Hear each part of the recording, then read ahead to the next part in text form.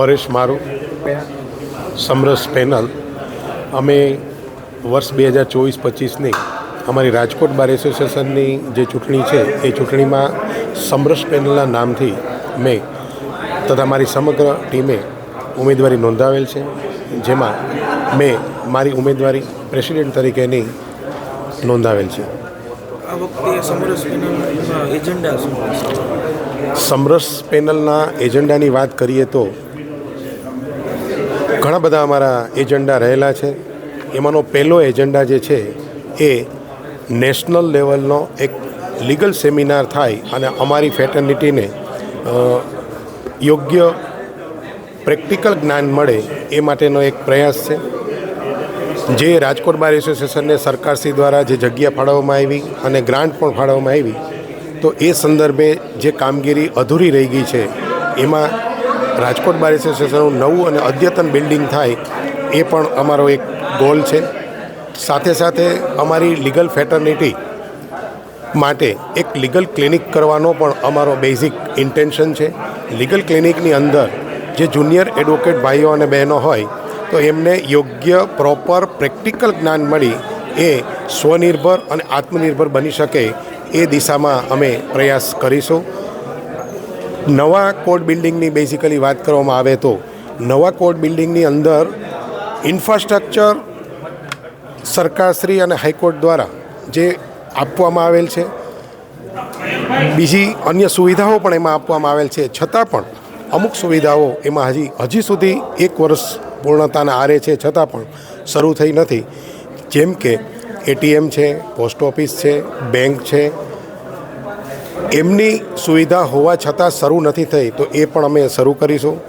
ખરેખર અમે 2025ની રાજકોટ બાર એસોસિએશનની ચૂંટણીમાં કાર્યદક્ષ પેનલમાં મારા નેતૃત્વમાં મારી ટીમ લડી રહી છે. શું કહેશો? ખાસ તો આજે જ્યારે ચૂંટણી યોજાઈ રહી છે, ત્રિપાખીઓ જંગ દેખાઈ રહ્યો છે અને ખાસ તમને લાગે છે કે એક એ પક્ષ રહેવા જો આ વખતે 3 પક્ષ છે અને ક્યાંક ને ક્યાંક જે ચૂંટણીમાં જે મતદાન છે તેમાં ક્યાંક અસર પડશે? દર વર્ષની જેમ આ વર્ષે પણ, કારણ કે અમારા વકીલોની ચૂંટણી છે એટલે આ ચૂંટણી વકીલો માટે હોય. કોઈ પણ વકીલ એની સ્ટ્રેન્થ પ્રમાણે લડી શકે છે. આ વર્ષે 3 પેનલ લડી રહી છે. અમારી પેનલની વાત કરીએ તો અમારી પેનલમાં અમે ભૂતકાળમાં હોદ્દામાં રહી રાજકોટ બારનું કામ કરેલ છે અને હોદ્દા વગર પણ રાજકોટ બાર એસોસિએશનનું કામ કરેલ છે. આ વખતે કોર્ટ દૂર છે એટલે મારી દૃષ્ટિએ 1700થી 2000ની આસપાસ મતદાન થાય એવી અમારી શક્યતા છે અને સિનિયરો અને જુનિયરોનો અને તેમજ પેટાબારનું અમને ખૂબ બહોળું સમર્થન હોય. અમારી ટીમ જંગી બહુમતીથી જીતે એવી અમે અમારા સભ્યોને અપીલ કરી છે. બાર એસોસિએશનની ચૂંટણીમાં ત્રિપક્ષીય જંગ મને નથી લાગતો, માત્ર 2 પેનલ લાગે છે. એમાં અમારી એક્ટિવ પેનલ છે એ 100% વિજય પ્રાપ્ત કરશે. આ વખતે એક્ટિવ પેનલનો એજન્ડા શું છે? એક્ટિવ પેનલનો એજન્ડા તો 7 વર્ષ સતત કામ કરવું. ત્યારે આ કોર્ટ બિલ્ડિંગ સોંપવામાં આવી ત્યારે કાંઈ કરતા કાંઈ હતું નહીં.